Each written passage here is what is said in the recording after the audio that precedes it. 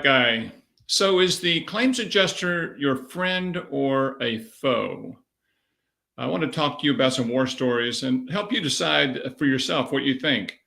I can tell you some anecdotal information from experiences we've had. Of course, we deal with claims adjusters every day, but I think most people who have had a crash or been involved in some type of an injury claim, their first contact is going to be from a claims adjuster calling them. Many times it's before they've hired a lawyer. And you have to bear in mind that claims adjusters are trained to get your confidence. They're trained to make you feel comfortable telling them information that you wouldn't tell anyone else.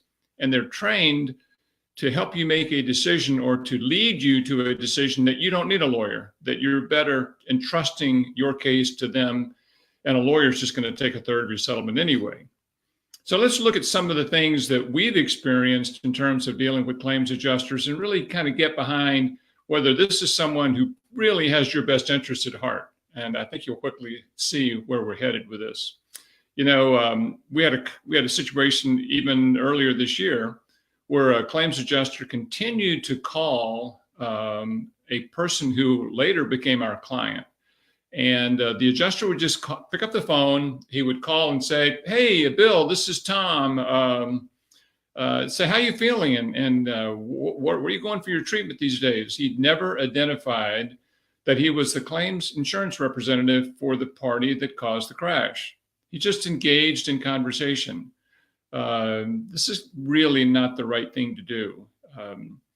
And when someone does that, they're only doing it because they are concerned that they're going to get more information by not being truthful than being honest with you and say, "Hey, listen, I'm the insurance claims representative from XYZ insurance company. I'm calling you because of the crash last week." Because I think a lot of people would get a little bit more tentative in what they're going to say in that situation. One thing to bear in mind is if you have any concerns that you've been contacted by an insurance representative or someone that you know has, a letter of representation from a lawyer stops all of that. As soon as a claims representative gets a letter of representation or a call from our office, they no longer are permitted under their rules and their ethical obligations to reach out and try to reach the injured party behind the back of their lawyer. That is a definite big time no-no. They don't do that. So stop all these issues by simply retaining a lawyer. We'll send our letter of representation and you won't have any further contact with the claims adjuster. Another situation we had with, we were dealing with a bike crash.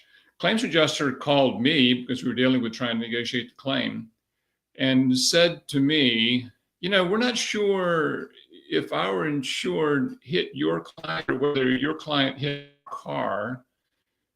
And I said, "Are you serious about making this argument? Because your car has an obligation to remain at least 3 feet away from the bike, regardless of whether we made contact with you or you made contact with the cyclist. It doesn't matter because you violated their right of way."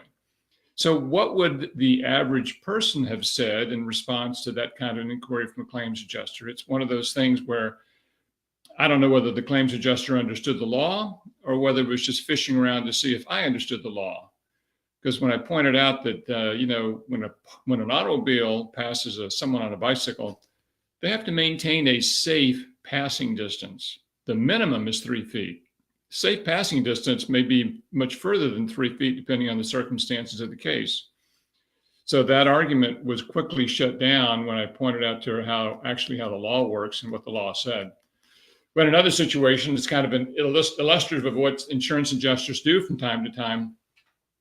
We had a conversation with an adjuster and another one saying, "I don't know that we can accept liability because your client rode their bicycle into the side of our car." I'm like, "Yeah, I think that's true because your car made a right hook turn right in front of this person and they couldn't avoid hitting them. They violated our right of way." But yet this is an argument that was made by a claims adjuster with a straight face to me as a lawyer, as a cycling lawyer for that matter. What would the response have been for someone who wasn't trained in the law, didn't understand that it didn't matter whether we rode into the car or not? they violated the right of way, and the liability was clearly on the driver. So I think some of these situations arise because these adjusters don't know the answer themselves. Remember this: a claims adjuster is just a person who is hired by an insurance company. They've got experience and training in adjusting cases. They probably have more cases on their desk than they can handle. Many of them have 200 files or more. They're under a great deal of pressure to try to get cases settled. They don't have any expertise in cycling cases. They see far fewer of these cases than they do regular automobile collisions. They don't understand the cycling law necessarily. They can't conceive of why the average cyclist would want to even ride their bike 50 or 60 or 100 miles a week. It's another world to them. And so when they are assigned a cycling case, they start out with a lack of understanding of how the whole process works and why we're involved in the sport that we're involved in. And some of what we do is an education process for them, leading them to make the right decision, because they sometimes take off on the wrong track. I mention that because the average person trying to deal with a claims adjuster on their own really doesn't understand that and take the time and the effort, or have the credibility, quite frankly, to educate the adjuster the way we can do. We've had situations in the past. One of the things that we always obtain, any lawyer obtains from a claims adjuster when we are dealing with a bike crash or an auto crash or any type of injury, is what is the insurance information on the person who caused the injury, whether it's a driver or someone who owns a piece of property or a homeowner.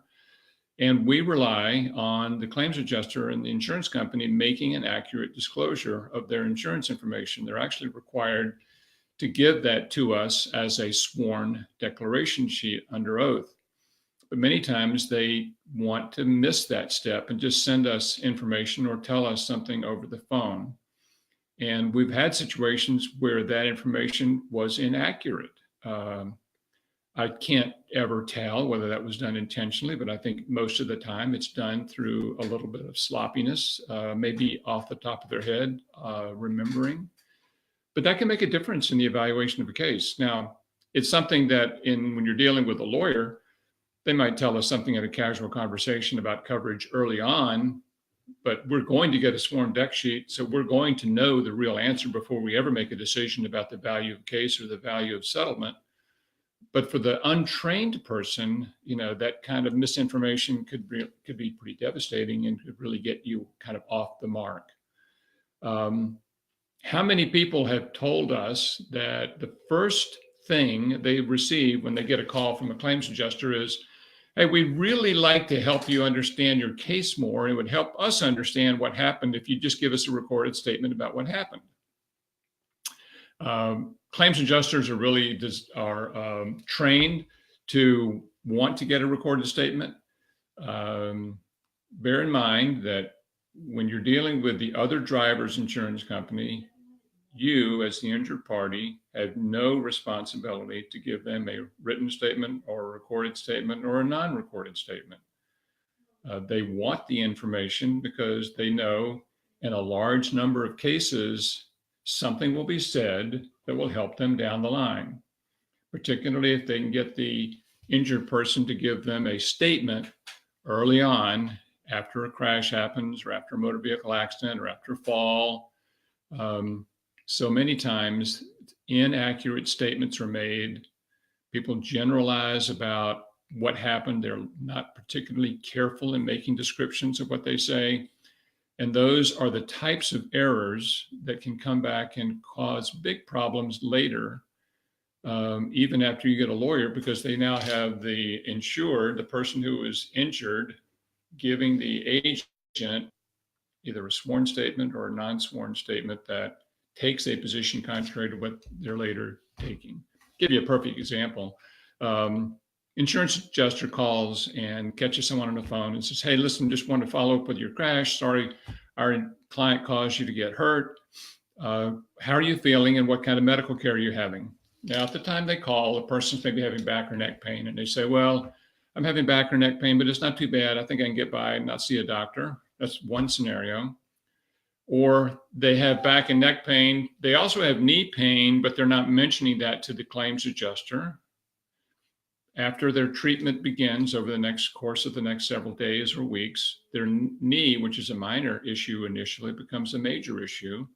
Their neck, which was a major issue, becomes more minor because it starts resolving. And a month down the road, they're told they need knee surgery.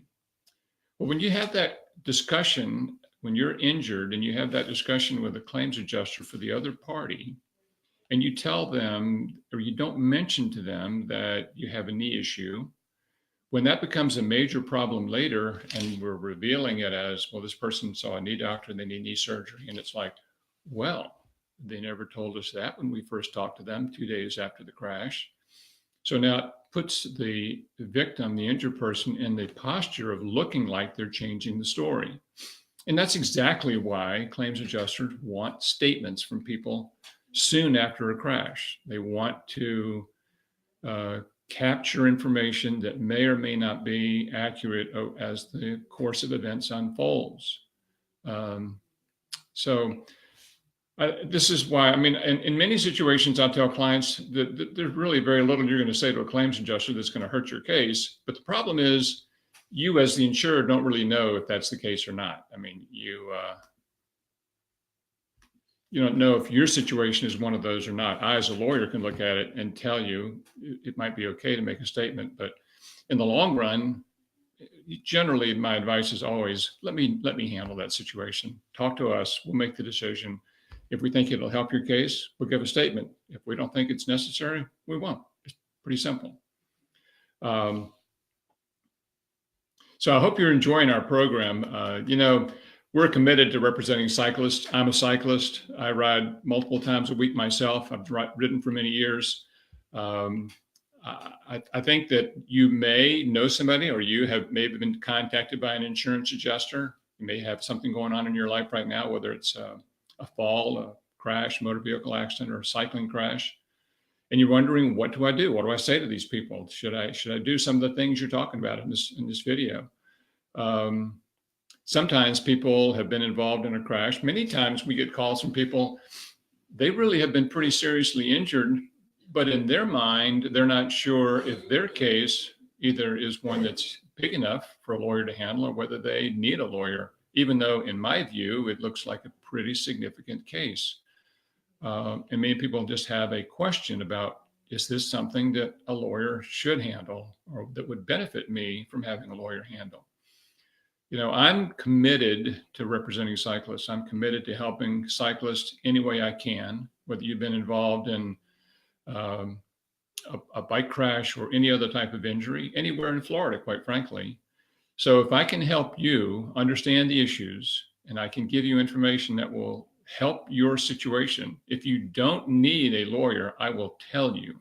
If you can settle your case on your own, or what a lawyer could end up netting you at the end of the day, I will tell you. But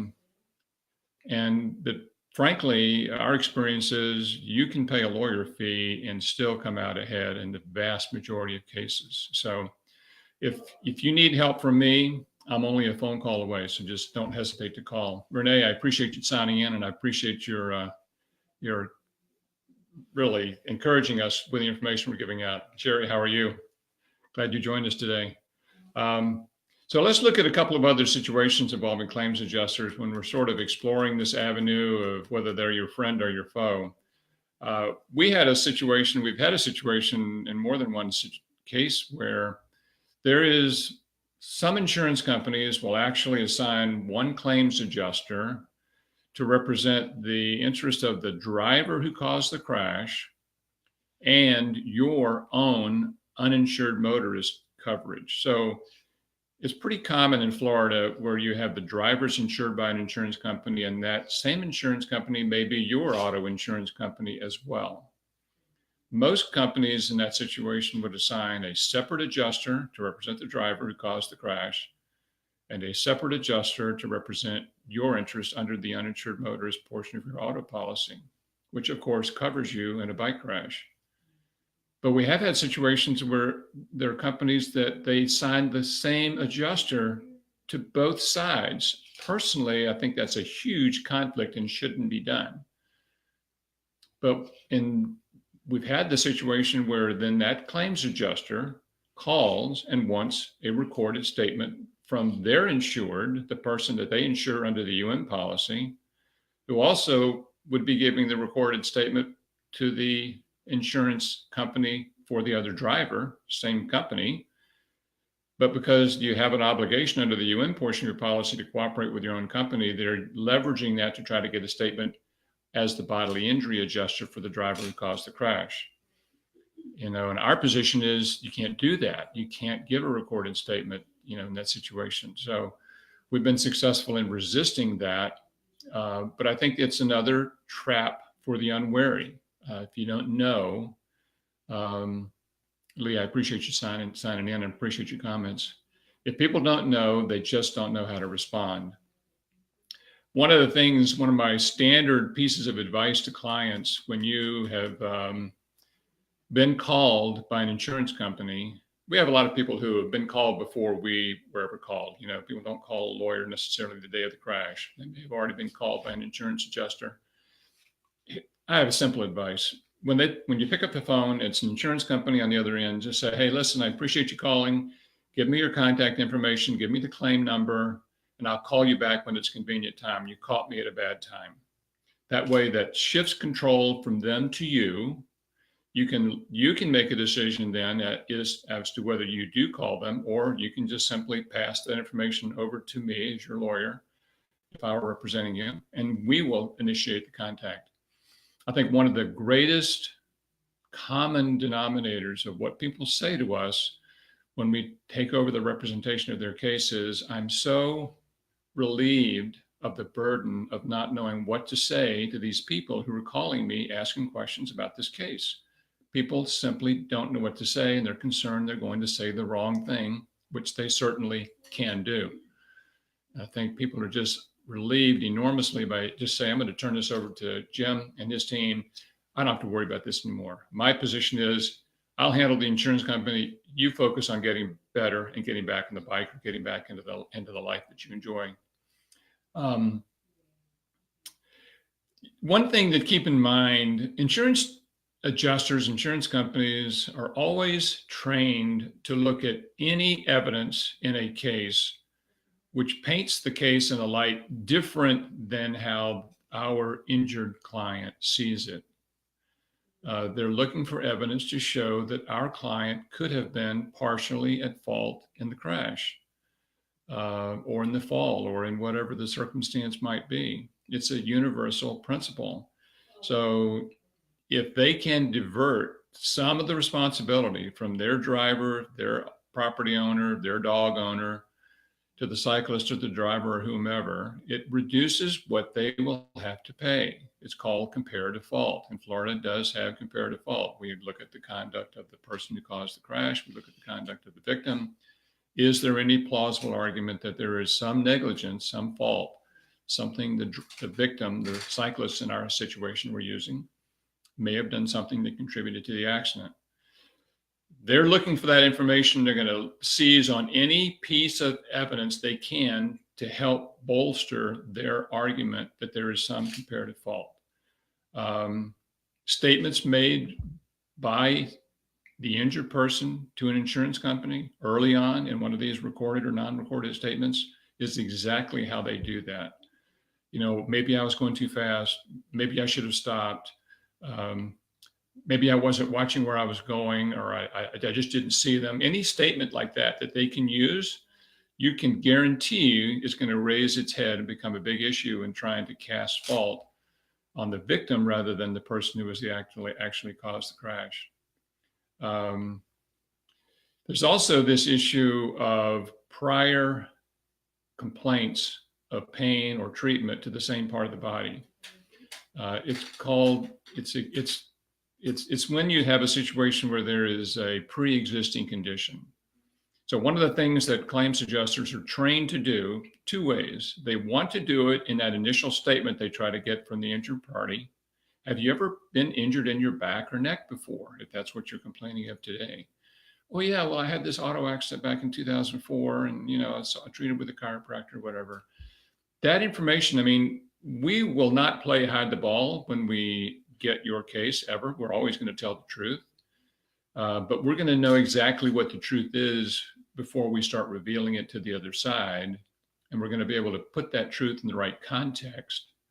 So many times what people do is they make intemperate statements about how they felt before the crash or the kind of treatment they had had in the past, which may not line up with the medical records at all. It may paint it in a much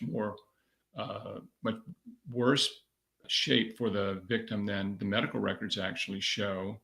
And that will be used against you.